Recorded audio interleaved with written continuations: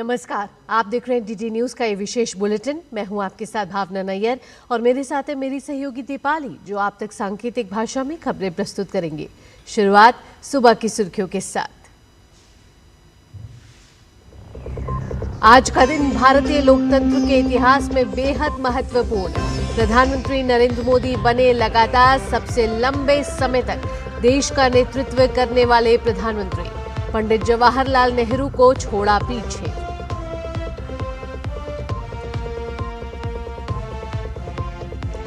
NDA सरकार के 12 साल पूरे होने पर आज अहम बैठक। एनडीए शासित सभी राज्यों और केंद्र शासित प्रदेशों के सीएम, डिप्टी सीएम और गठबंधन के सभी घटक दलों के नेता होंगे शामिल। दुनिया भर के नेताओं ने प्रधानमंत्री नरेंद्र मोदी को दी बधाई। पीएम मोदी के परिवर्तनकारी नेतृत्व और ग्लोबल साउथ की आवाज बुलंद करने के संकल्प की सराहना। राज्यसभा चुनाव से पहले बड़ी राजनीतिक सरगर्मियां। मध्य प्रदेश से राज्यसभा उम्मीदवार मीनाक्षी नटराजन का नामांकन रद्द, सूचना छिपाने का आरोप।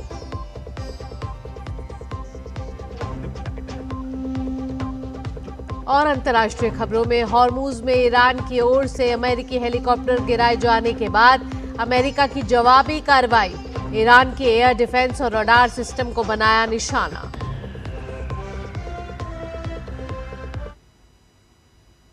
देश आज एक अभूतपूर्व राजनीतिक कीर्तिमान का गवाह बना है। प्रधानमंत्री नरेंद्र मोदी लगातार सबसे लंबे समय तक देश का नेतृत्व करने वाले प्रधानमंत्री बन चुके हैं।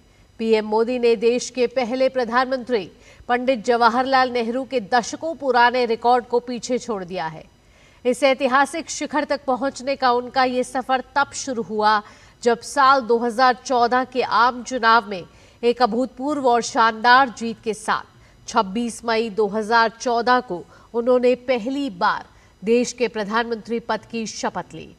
समय बदला, चुनौतियां आई, लेकिन पीएम मोदी के प्रति जनता का यह अटूट विश्वास साल दर साल गहरा होता गया, जिसने पहले 2019 और फिर 2024 के आम चुनाव में लगातार जीत की ऐतिहासिक हैट्रिक लगाकर भारतीय राजनीति के इतिहास में एक स्वर्णिम अध्याय जोड़ दिया।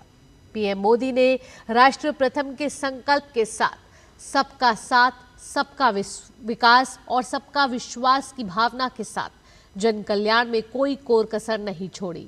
समाज के अंतिम पायदान पर बैठे व्यक्ति तक जन कल्याण योजनाओं का लाभ पहुंचाने का उनका अथक प्रयास अनवरत जारी रहा।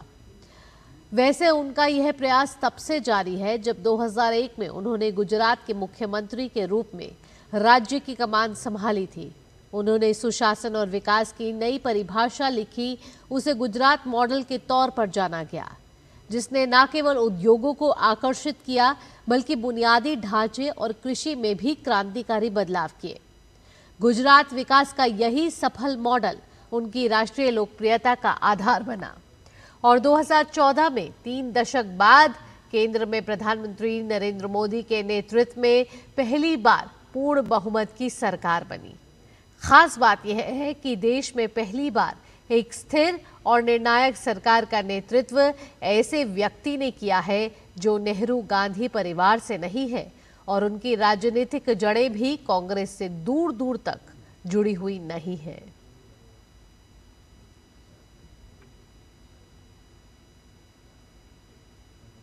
भारत के सबसे लंबे समय तक सेवा देने वाले निर्वाचित प्रधानमंत्री बनने पर पीएम मोदी को दुनिया भर के नेताओं ने बधाई दी है। विभिन्न देशों के नेताओं ने प्रधानमंत्री मोदी के नेतृत्व, भारत के आर्थिक और सामाजिक परिवर्तन, साथ ही वैश्विक दक्षिण की आवाज को मजबूती देने में उनकी भूमिका की सराहना की। श्रीलंका के राष्ट्रपति अनुर कुमार दिसानायके ने कहा कि यह उपलब्धि प्रधानमंत्री मोदी के नेतृत्व में जनता के भरोसे और विश्वास का प्रमाण है। वहीं पापुआ न्यू गिनी के प्रधानमंत्री जेम्स मारापे ने प्रधानमंत्री मोदी को आदर्श नेता बताते हुए भारत में करोड़ों लोगों को गरीबी से बाहर निकालने की उपलब्धि की प्रशंसा की। वहीं त्रिनिदाद एंड टोबैगो के प्रधानमंत्री कमला प्रसाद बिसेसर ने कहा कि प्रधानमंत्री मोदी के नेतृत्व में भारत वैश्विक मुद्दों पर एक मजबूत और प्रभावशाली आवाज बनकर उभरा है।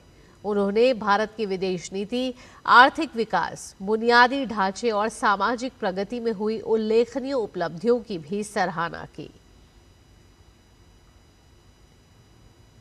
एनडीए सरकार के 12 साल पूरे होने और प्रधानमंत्री नरेंद्र मोदी के भारत के सबसे लंबे समय तक लगातार निर्वाचित प्रधानमंत्री रहने के उपलक्ष्य में आज एनडीए की बैठक होगी।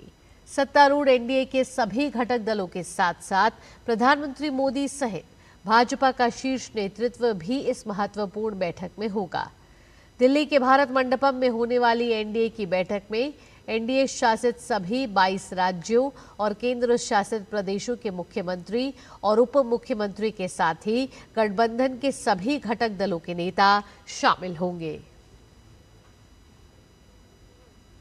विदेश राज्य मंत्री कीर्ति वर्धन सिंह ने मंगलवार को इजरायल के राष्ट्रीय दिवस समारोह में भाग लिया।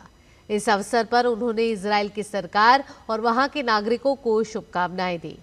कीर्ति वर्धन सिंह ने कहा कि भारत और इजरायल के बीच विशेष रणनीतिक साझेदारी को और मजबूत करने के लिए भारत प्रतिबद्ध है। उन्होंने शांति, नवाचार, समृद्धि और दोनों देशों के लोगों के कल्याण के साझा विजन को आगे बढ़ाने पर भी जोर दिया। पाकिस्तान अधिकृत कश्मीर में जारी विरोध प्रदर्शनों के बीच भारत ने पाकिस्तान की इस बर्बरता की कड़े शब्दों में निंदा की। पाकिस्तान के कब्जे वाले जम्मू कश्मीर में प्रदर्शनकारियों और सुरक्षा बलों के बीच झड़पों में 30 से ज्यादा लोग मारे गए और लगभग 200 अन्य घायल हुए हैं। विदेश मंत्रालय के प्रवक्ता रणधीर जायसवाल ने पाकिस्तान पर फर्जी खबरें और भ्रामक वीडियो फैलाने का आरोप लगाया। उन्होंने कहा कि पाकिस्तान दुष्प्रचार के जरिए अपनी विफलताओं और मानवाधिकार उल्लंघनों को से ध्यान भटकाने की कोशिश कर रहा है। विदेश मंत्री डॉक्टर एस जयशंकर आज से 2 दिन के आधिकारिक दौरे पर बुल्गारिया और फिनलैंड जा रहे हैं। विदेश मंत्रालय ने बताया कि बुल्गारिया यात्रा के दौरान डॉक्टर जयशंकर बुल्गारिया के शीर्ष नेताओं और वहां के विदेश मंत्री के साथ मुलाकात, साथ ही विचार विमर्श करेंगे। दूसरे चरण में फिनलैंड में डॉक्टर जयशंकर 14वीं कुलतारंता वार्ता में भाग लेंगे। मध्य प्रदेश में राज्यसभा की कांग्रेस उम्मीदवार मीनाक्षी नटराजन का नामांकन रद्द हो गया है। बीजेपी ने जहां इसे सत्य की जीत बताया है, वहीं कांग्रेस ने इसे सीट चोरी करार दिया है।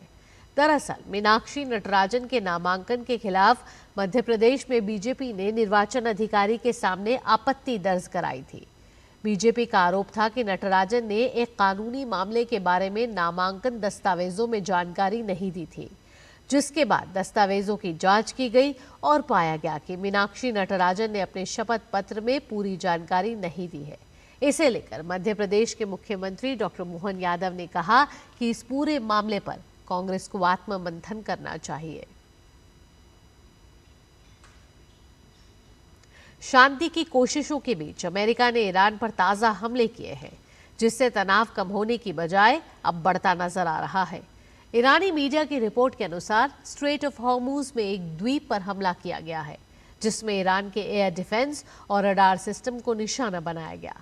अमेरिका ने यह हमला तब किया जब ईरान ने हॉर्मुज जलडमरू मध्य में अमेरिकी अपाचे हेलीकॉप्टर को मार गिराया।